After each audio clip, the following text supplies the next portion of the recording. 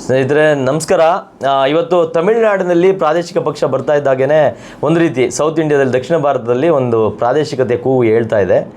ಆದರೆ ಇದರ ಮಧ್ಯೆ ಪ್ರಾದೇಶಿಕ ಪಕ್ಷಗಳಿಂದ ಆಗುವ ಉಪಯೋಗಗಳೇನು ಅನ್ನೋದ್ರ ಬಗ್ಗೆ ನಾವು ಒಂದೆರಡು ಚರ್ಚೆ ಆಗಬೇಕು. ಅಥವಾ ರಾಷ್ಟ್ರೀಯ ಪಕ್ಷಗಳಿಂದ ಪ್ರಾದೇಶಿಕತೆಗೆ ಅಥವಾ ಸೌತ್ ಇಂಡಿಯನ್ ರಾಜ್ಯಗಳಿಗೆ ಆಗ್ತಿರೋ ಅನ್ಯಾಯಗಳ ಬಗ್ಗೆ ನಾನು ಒಂದಿಷ್ಟು ಮಾತಾಡಬೇಕಿದೆ. ಇತ್ತೀಚೆಗೆ ಈಗ ಒಂದು ತಿಂಗಳು ಅಂದರೆ ಒಂದು 10-15 ದಿನಗಳ ಹಿಂದೆ ನಡೆದಂಥ ರೈಲ್ವೆ ಪರೀಕ್ಷೆಯಲ್ಲಿ ನಮ್ಮ ಕನ್ನಡಿಗರಿಗೆ ಯಾವ ರೀತಿ ಅನ್ಯಾಯ ಆಗಿದೆ ಅನ್ನೋದ್ರ ಬಗ್ಗೆ ಮಾತನಾಡಲಿಕ್ಕೆ ನಮ್ಮ ಜೊತೆ ನಮ್ಮ ಪಕ್ಷದ ರಾಜ್ಯ ಸಂಘಟನೆ ಕಾರ್ಯದರ್ಶಿಗಳಾದಂಥ ಅರುಣ್ ಕುಮಾರ್ ಅವರಿದ್ದಾರೆ. ಅವರಿಗೆ ಸ್ವಾಗತವನ್ನು ಕೋರ್ತಾ ಇದ್ರ ಬಗ್ಗೆ ಅವರ ಅಭಿಪ್ರಾಯ ಪಡ್ಕೊಳ್ಳೋಣ ಬನ್ನಿ. ಈಗ ಮೊದಲಿಗೆ ಇದೊಂದು ಬಾರಿ ಅಂತಲ್ಲ, ಇದು ಸಾಕಷ್ಟು ದಶಕಗಳಿಂದ ನಡೀತಾ ಇರುವಂಥ ಹೋರಾಟ. ಹೌದು. ಪ್ರತಿ ಬಾರಿನೂ ರೈಲ್ವೆ ನೇಮಕಾತಿ ಆದಂಥ ಸಂದರ್ಭಗಳಲ್ಲಿ ನಮ್ಮಂಥ ಪಕ್ಷಗಳಿಗೆ ಅಥವಾ ಬಹುತೇಕ ಕನ್ನಡ ಹೋರಾಟಗಾರರಿಗೆ ಇದೊಂಥರ ಸರಳ ಪ್ರಕ್ರಿಯೆ ಆಗ್ಬಿಟ್ಟಿದೆ. ಇದನ್ನು ಮಾಡಬೇಕಾಗಿರುವಂಥ ರಾಜ್ಯ ಸರ್ಕಾರದ ಮತ್ತು ಇಲ್ಲಿನ ನಮ್ಮ ರಾಜ್ಯದ MP ಗಳು ಬರೀ ಆಶ್ವಾಸನೆ ಕೊಡ್ತಾ ಇದ್ದಾರೆ.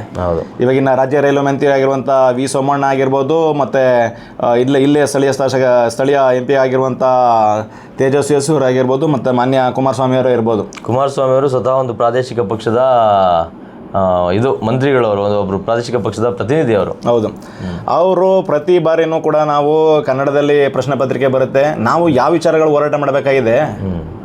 ಈ ಥರ ಸಣ್ಣ ವಿಚಾರಗಳು ನೋಡೋರಿಗೆ ಇದು ಸಣ್ಣ ವಿಚಾರಗಳು ಅನಿಸುತ್ತೆ. ಆದರೆ ಈ ಕೇಂದ್ರ ಸರ್ಕಾರ ಉದ್ದೇಶಪೂರ್ವಕವಾಗಿ ಪ್ರತಿ ಬಾರಿನೂ ಕನ್ನಡವನ್ನು ಕಣಗೆಣಿಸೋದ್ರ ಮೂಲಕ ನೀವು ಯಾವುದಕ್ಕೂ ಬೇಡದೇವರು ಅನ್ನೋ ಥರಕ್ಕೆ ನಾವೊಂಥರ ಯಾವ್ದು ಮೂಸ್ನ ಒಂಥರ ನೀವು ಮಲತಾಯಿ ಧೋರಣೆ ಇದೆ. ಪ್ರತಿ ಬಾರಿನ ನಡೀತಾನೆ ಇದೆ. ಇದು ನಿಲ್ಲಬೇಕು. ಇದು ನಾವು ಕರ್ನಾಟಕದ ಭಾರತ ಸಂವಿಧಾನದಲ್ಲಿ ಪ್ರತಿ ಭಾಷೆಗೂ ಬೇಕಾದಂಥ ಅದರದೇ ಆದ ಒಂದು ಗೌರವ ಇರುತ್ತೆ. ನೀವು ಹೇಳೋ ರೀತಿ ಇದು ಒಕ್ಕೂಟ ಸರ್ಕಾರ. ಇದು ಅಂದ್ರೆ ಪ್ರಾದೇಶಿಕ ಸರ್ಕಾರ ಅಂದ್ರೆ ಇದರ ಆಧಾರದ ಮೇಲೆ ಮಾಡಿರುವಂತ ಎಲ್ಲ ಸೇರಿ ಮಾಡಿರುವಂಥದ್ದು ಒಕ್ಕೂಟ. ಅಂದ್ರೆ ಹಲವು ರಾಜ್ಯಗಳು ಸೇರಿ ಆಗಿರುವಂಥದ್ದೇ ಒಕ್ಕೂಟ ಸರ್ಕಾರ. ಸೊ ಒಕ್ಕೂಟ ಸರ್ಕಾರದಲ್ಲಿ ಅದು ಎಲ್ಲವೂ ಇಲ್ಲಿ ನಮ್ಮಲ್ಲಿ ಎಲ್ಲ ಒಂದೊಂದು ರಾಜ್ಯಕ್ಕೆ ಅದರದೇ ಆದಂಥ ಒಂದು ರೀತಿಯ ಹವಾಮಾನ ಇರ್ಬೋದು, ಇದಿರ್ಬೋದು, ಭೌಗೋಳಿಕವಾಗಿ ಬೇರೆ ಬೇರೆ ರೀತಿಯಲ್ಲಿ ಸಾಂಸ್ಕೃತಿಕವಾಗಿ ಅದರದೇ ಆದಂಥ ಭಿನ್ನತೆಗಳೆಲ್ಲ ಇದೆ. ಸೊ ಇಂತಹ ಸಮಯದಲ್ಲಿ ನಮಗೆ ಬೇಕಾದಂಥ ಹಕ್ಕುಗಳನ್ನು ನಮ್ಮ ರೈಟ್ಸನ್ನು ನಾವು ಕೇಳೋದಕ್ಕೆ ಇವತ್ತು ನಮ್ಮ MP ಗಳಂತೂ ನೀವು ಆಲ್ರೆಡಿ ಹೇಳಿದ್ರಿ, ಡೈಪರ್ ಸೂರ್ಯ ಅಂದರೆ ಯಾರು ಸೂರ್ಯ ಅಂತ ಅಂದ್ಬಿಟ್ಟು ಅವರು ಡೈಪರ್ ಸೂರ್ಯ ಇದೆ. ಈಗ ಮೊನ್ನೆ 33% ಡಿಲಿಮಿಟೇಷನ್ ವುಮೆನ್ಸ್ ಇದು ಅನ್ನೋದೆಲ್ಲ ಬಂದಾಗ ಅವ್ರದ್ದು ಗೊತ್ತೇ ಇರೋ ಇವರೆಲ್ಲ ದೇಶದ್ರೋಹಿಗಳು ಹಾಗೆ ಹೀಗೆ ಇರುತ್ತೆ ಎಲ್ಲ ಮಾತಾಡಿದ್ರು.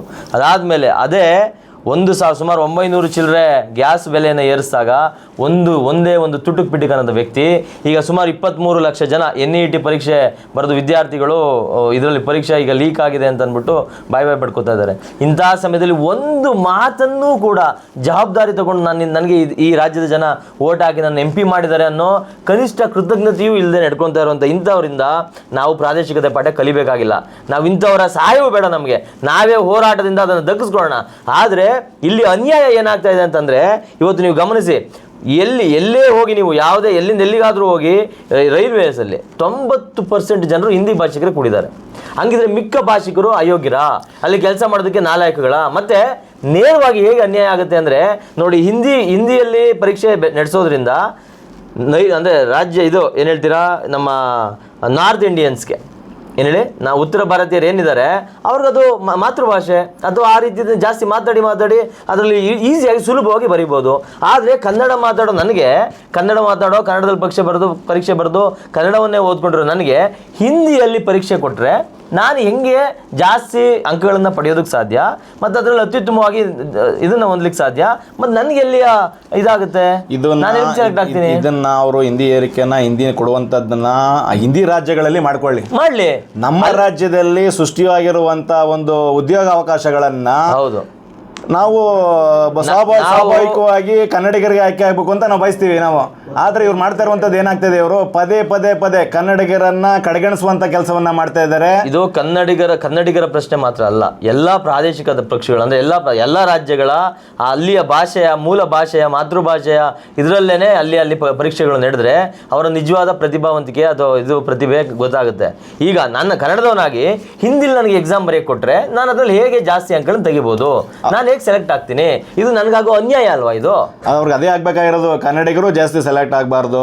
ಅದೇ ಇದು ಒಂದು ವರ್ಗವನ್ನ ಕಡೆಗಾಣಿಸಿ ಈ ಒಂದು ವರ್ಗದಕ್ಕೆ ಒಂದು ವರ್ಗಕ್ಕೆ ಈ ಇದನ್ನ ಸೀಮಿತ ಮಾಡಬೇಕು ಅನ್ನೋದು ಕೇಂದ್ರ ಸರ್ಕಾರದ ಪಿತೂರಿ ಸಂಚು.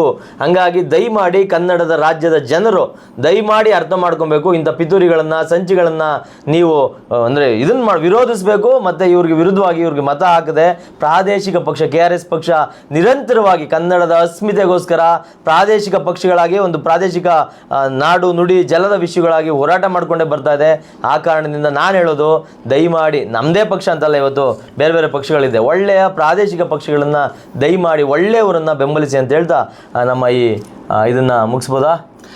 ಇದ್ರ ಜೊತೆಗೆ ಏನಪ್ಪ ಅಂದ್ರೆ ಇವರು ನಮ್ಮ ರಾಜ್ಯ SWR ಅಂತ ಹೇಳ್ತೀವಲ್ಲ, ನೈಋತ್ಯ ರೈಲ್ವೆ ಇಲಾಖೆ ಮುಖ್ಯಸ್ಥರಾಗಿದ್ದರು. ನಿಮಗೆ ನಾಚಿಕೆ ಮಾನ ಮರ್ಯಾದೆ ಏನೂ ಇಲ್ಲ, ಕನ್ನಡಿಗರ ಬಗ್ಗೆ ಕಿಂಚಿತ್ತು ಒಂದು ಗೌರವನೂ ಇಲ್ಲ. ಹಾಗಾಗಿ ಕನ್ನಡಿಗರನ್ನ ನೀವು ಒಂಥರ ಮೂರನೇ ದರ್ಜೆದ ಏನೋ ಪ್ರಜೆಗಳು ಅನ್ಕೊಂಡಿದ್ದೀರಾ. ಇದನ್ನೆಲ್ಲ ಬಿಡಬೇಕು.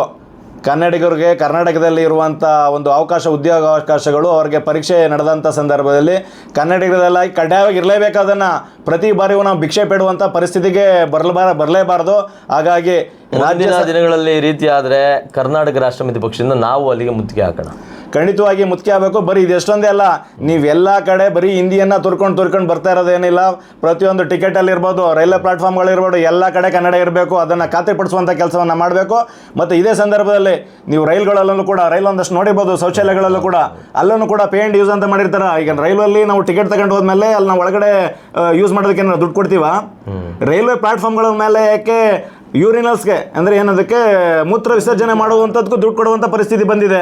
ಇವ್ರಿಗೆ ಕಾಮನ್ ಸೆನ್ಸ್ ಇಲ್ವ? ಇವ್ರಿಗೆ ಎಲ್ಲ ಅಲ್ಲಿ ದುಡ್ಡು ಕೊಟ್ಟು ತಗೊಳ್ಳಿ. ಯಾರಾದ್ರೂ ನಂಬರ್ 2 ಹೋದ್ರೆ ತಗೊಳ್ಳಿ. ಈಗ ಅವರು ನೀವು ಯೂರಿನಲ್ಸ್ನ ನೀವು ಫ್ರೀಯಾಗಿ ಕೊಟ್ಟಿಲ್ಲ ಅಂದರೆ ಎಲ್ಲೋ ಸಿಕ್ಕದ ಕಡೆ ಹೋಯ್ತಾರೆ ಅವರು. ಇಲ್ಲಿ ಏನು ಶುಚಿತ್ವ ಬಂತಿಲ್ಲ. ಇದನ್ನ ಕೇಂದ್ರ ಸರ್ಕಾರ ನೋಡಬೇಕು, ರಾಜ್ಯ ಸರ್ಕಾರಗಳು ನೋಡಬೇಕು. ಹಾಗಾಗಿ ಕನ್ನಡಿಗರಿಗೆ ಆಗ್ತಾ ಇರುವಂಥ ಒಂದು ಅನಾನುಕೂಲ ಏನಾಗ್ತದೆ, ಕನ್ನಡಿಗರಿಗೆ ಆಗ್ತಾ ಇರುವಂಥ ಒಂದು ದೌರ್ಜನ್ಯ, ಕನ್ನಡ ವಿಚಾರದಲ್ಲಿ ಏನು ದೌರ್ಜನ್ಯ ಆಗ್ತಾ ಇದೆ, ಇದನ್ನು ಈ ಕೂಡಲೇ ನಿಲ್ಲಿಸಬೇಕು. ಪ್ರತಿ ಬಾರಿನೂ ಕನ್ನಡಿಗರು ಕನ್ನಡವನ್ನು ಕೊಡಿ ಅಂತ ಭಿಕ್ಷೆ ಬೇಡುವಂಥದ್ದು ನಿಲ್ಲಬೇಕು. ಹಾಗಾಗಿ ಸಂಬಂಧಪಟ್ಟ ಇಲ್ಲಿನ ಕರ್ನಾಟಕದಿಂದ ಆಯ್ಕೆ ಆಗಿರುವಂಥ ಸಂಸದರು ಕರ್ನಾಟಕದಲ್ಲಿ ಸೃಷ್ಟಿಯಾಗುವಂಥ ರೈಲ್ವೆ ಇಲಾಖೆಯಲ್ಲಿ ಸೃಷ್ಟಿಯಾಗುವಂಥ ಉದ್ಯೋಗಗಳು ಬಹುತೇಕ ಕನ್ನಡಿಗರಿಗೆ ಸೇರಬೇಕು. ಆ ನಿಟ್ಟಿನಲ್ಲಿ ಕನ್ನಡ ಕಡ್ಡಾಯವಾಗಿ ಪ್ರಶ್ನೆ ಪತ್ರಿಕೆಗಳಲ್ಲಿ ಇರಬೇಕು. ಇದನ್ನು ಪದೇ ಕೇಳುವಂಥ ಪದ್ಧತಿ ನಿಲ್ಲಬೇಕು ಅನ್ನೋದನ್ನು KRS ಪಕ್ಷದಿಂದ ನಾವು ಆಗ್ರಹಿಸಲೇಬೇಕು. ಹೌದು. ನಮಸ್ಕಾರ. ಸೊ ಇದು ಇಲ್ಲಿನ ಇವತ್ತಿನ ವಿಷಯ.